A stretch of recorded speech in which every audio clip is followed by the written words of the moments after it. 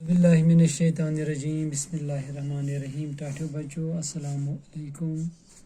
बह छुस तुहंद वस्ताद Mohammad Akbar Lone teacher UPS malbagh zone Langate. टाठियो बच्चो युस अस आज सबक परन छु अत नाव माजह हुंद शाप। क्या नाव? माजह हुंद शाप। क्या सबकस गोब्रो नाव? वार बूझो माजह हुंद शाप। यह गोब्रो 4वीं जमात खतर सबकान।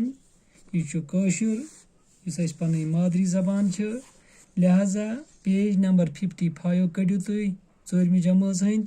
बूझो गोब्रो बह पर तुई थयु तवज्जा मे कुन।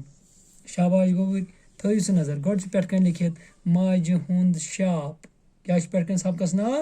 माजह हुंद शाप। ठीक है गोब्रो पकियो सह ब्रो कुन। अत कह लफज दिख गोड परो अमे लफज वुजर अही शीतल शाप शिहिज फुटिज।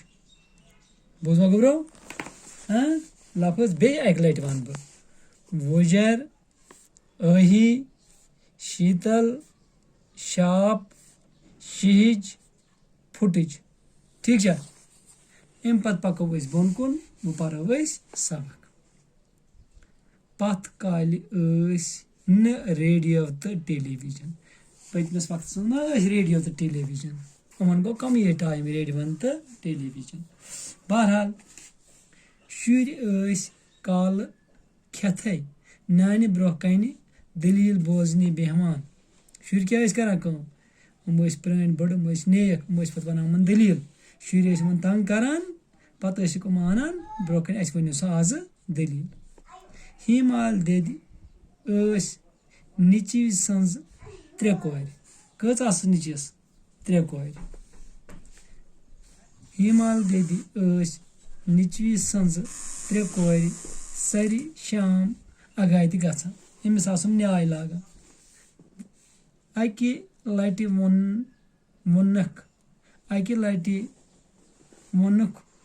वोनुक तम आज वनो बह तेलि दलील येलि तुह अख रुत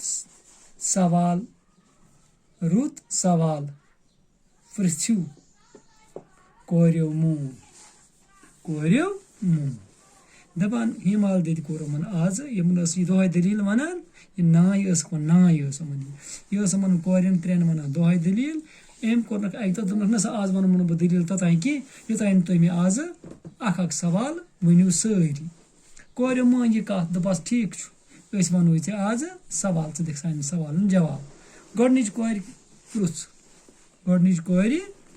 पृछ आफ्ताब आफ्ताबस क्या यूत तचर। आफ्ताबस क्या यूत तचर कह पृछनस गोडच कोर दपस आफ्ताबस मज जबरदस्त गर्मी यह क्या वजह दोयमि कोर पृछुस वाव क्या वोलान। ये वाव करान कुल निवान पानस सत मकान तुलान उर यह वुचान कहें वाव। 3मि कोर पृछुस जून क्या